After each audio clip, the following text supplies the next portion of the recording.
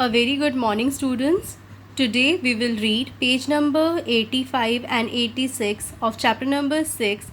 Ira becomes a flower gardener that we had left in the previous class. This is part 2. I also have only 3 months to read the book, thought Ira. Ira ने सोचा कि मेरे पास तो किताब पढ़ने के लिए भी 3 महीने ही बाकी है. कौन सी किताब?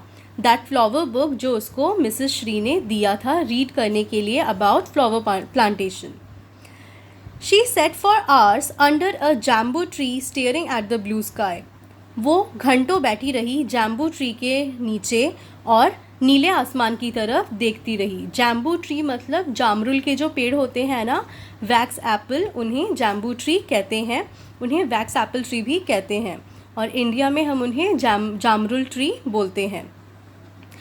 If she succeeded in this business, she would be able to see and smell roses every day. अगर वो इस बिज़नेस में कामयाब होती है तो वो रोज़ खुशबुओं को देख पाएगी और स्मेल कर पाएगी रोजेस के, क्योंकि उसे फूलों के जो पौधे होते हैं वो बहुत पसंद थे. She smiled and then became sad again.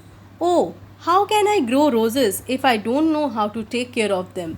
वो मुस्कुराती है और उसके बाद दोबारा उदास हो जाती है और मन ही मन कहती है कि अरे मैं रोज़ेस कैसे ग्रो कर पाऊँगी जब मुझे उन्हें केयर करना ही नहीं आता, मतलब मुझे पता ही नहीं है कि उनकी देखभाल कैसे करनी है. If only I could read that book, she sighed. In the afternoon, her friends came to talk about the kite, but Ira became angry. और फिर वो सोचने लगी, काश मैं ये बुक रीड कर पाती, काश मैं ये बुक पढ़ पाती. दोपहर को उसके सभी दोस्त आते हैं उससे काइट कंपटीशन के बारे में बात करने के लिए, मगर ईरा गुस्सा हो जाती है. I don't want to help you, she shouted. Go away. She ran crying to her room. उसने बोला कि मैं तुम्हें हेल्प नहीं करूँगी, मैं तुम्हारी कोई मदद नहीं करूँगी और तुम लोग यहाँ से चले जाओ. ये बोल के ईरा रोते रोते अपने घर में अपने रूम में चली गई. ईराज फ्रेंड और मदर वर सरप्राइज्ड. ईरा के दोस्त और उसकी माँ बहुत ही ज़्यादा हैरान हो गए, सरप्राइज्ड हो गए. Her mother followed Ira into her room. When she saw the book of flowers on the table she understood at once.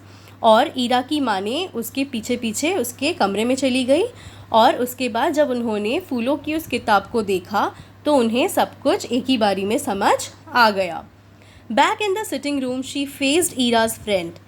Ira is in trouble, she told them. और जब ईरा अपने कमरे में बैठी हुई थी, ईरा की माँ उसके दोस्तों के पास आई और उन्होंने ईरा के दोस्तों से कहा कि ईरा बहुत ही परेशानी में है. She needs your help to make her dreams come true. Will you teach her to read? क्या तुम लोग उसके सपने को पूरा करने में उसकी मदद करोगे? क्या तुम उसे पढ़ना सिखाओगे? They agreed immediately and it was decided that Ira's best friend Sari would teach her to read and write. और उसके सारे दोस्त तभी के तभी मान गए और उसकी जो बेस्ट फ्रेंड थी सारी, उसने बोला कि मैं ईरा को पढ़ना और लिखना सिखाऊंगी. The next morning Sari came to have a chat with Ira. और दूसरी सुबह मतलब नेक्स्ट डे ईरा की दोस्त उसकी बेस्ट फ्रेंड सारी उसके घर में आई उससे बातें करने के लिए. This is unbearable because I can't read. I won't be able to have that flower plantation I have always dreamed of, cried Ira. और तब ईरा कहती है ये बहुत ही अनबियरेबल है, मतलब मैं इस दर्द को नहीं सह सकती हूँ, ये मेरे लिए बहुत ही पेनफुल है कि मैं पढ़ना नहीं जानती हूँ और इसलिए मैं फ्लावर प्लांटेशन भी नहीं कर सकती जो कि मेरा सपना है. Don't be sad Ira, I am going to help you. I am going to teach you every day until you are able to read and write. Ira तुम सैड मत हो, सारी ने ईरा से कहा. मैं तुम्हें मदद करूंगी और मैं डेली तुम्हें पढ़ाऊंगी जब तक तुम पढ़ना और लिखना नहीं सीख जाती. You meant it, cried Ira. You mean it, cried Ira. Ira ने बोला क्या सच में? क्या तुम सच में मुझे पढ़ाओगी? Oh but we only have 3 months time and I am expected to help in making the kite. तब ईरा ने कहा कि हमारे पास तो सिर्फ 3 महीने ही हैं और सब मुझसे एक्सपेक्ट कर रहे हैं कि मैं काइट मेकिंग में भी सबको हेल्प करूंगी, क्योंकि ईरा बहुत ही अच्छा इलस्ट्रेशन करती थी, ईरा बहुत अच्छा ड्राइंग बनाती थी और ईरा की वजह से इससे पहले भी बहुत बार कई बार कंपटीशन में जो इनका विलेज है चिहेजू यही जीतते थे. Let's forget the kite for the time being. अभी हम काइट कॉम्पिटिशन के बारे में कुछ दिनों के लिए भूल जाते हैं, कुछ समय के लिए भूल जाते हैं। Knowing your talent you won't need much time to make the design. हम सभी तुम्हारे टैलेंट को जानते हैं और तुम्हें ज़्यादा समय नहीं लगेगा काइट डिज़ाइनिंग करने में। Why not concentrate on your lessons first. क्यों ना हम तुम्हारे लेसन्स में पहले कॉन्सेंट्रेट करें, तुम्हें पढ़ना लिखना सिखाए। If you do your best you will be able to read within 1 month। अगर तुम अच्छे से कोशिश करती हो तो तुम 1 महीने में ही पढ़ना सीख जाओगी। I will do my utmost, Ira promise. तब ईरा ने सारी से प्रॉमिस किया, अपनी बेस्ट फ्रेंड से प्रॉमिस किया कि मैं अपना सबसे अच्छा करने की कोशिश करूँगी। Ira made good progress. Soon all her friends join in teaching her to read, to write and to take dictation. In the end, the book about flower was read and discussed in the classroom by all. Ira ने बहुत ही अच्छी progress की और जल्दी ही उसके सभी दोस्तों ने उसे मदद की पढ़ना लिखना सीखने में और उसको डिक्टेशंस देने में, ताकि वो हर वर्ड को अच्छे से समझ पाए और हर वर्ड को अच्छे से पढ़ भी पाए, लिख भी पाए। और अंत में उन सब ने जो किताब थी फ्लावर्स से रिगार्डिंग उसको रीड किया और उसको डिस्कस किया इन द क्लासरूम। कौन सी क्लासरूम? जहाँ ईरा अपने घर में पढ़ती थी अपने दोस्तों की मदद से। Ira was very grateful to her friends and one day she told them that it was time to help them with the kite. Ira अपने दोस्तों के लिए बहुत ही ग्रेटफुल थी, बहुत ही खुश थी कि उसके इतने अच्छे दोस्त हैं। और एक दिन उसने अपने दोस्तों से कहा कि अब हमारी काइट मेकिंग का टाइम आ गया है। Everyone was very excited, सभी बहुत ज़्यादा excited थे। First they spent many days discussing the shape, design of the kite. Next they bought the material they needed. सबसे पहले उन सब ने कई दिन डिस्कस किया कि काइट का शेप क्या होगा, काइट का डिज़ाइन क्या होगा, और बाद में जो जो चीज़ें उनको ज़रूरत थी, जो जो मटेरियल्स उनको ज़रूरत थी काइट बनाने के लिए, वो सब ले आए। Then one of the boy made the kite, और उसके बाद एक लड़के ने काइट बना ली। Finally Ira made the illustration, और ईरा ने इलस्ट्रेशन भी कंप्लीट कर लिया, उसकी जो ड्राइंग्स थी वो भी उसने कंप्लीट कर ली। It was a big kite with a long tail and a unique shape with a beautiful design of flower on it.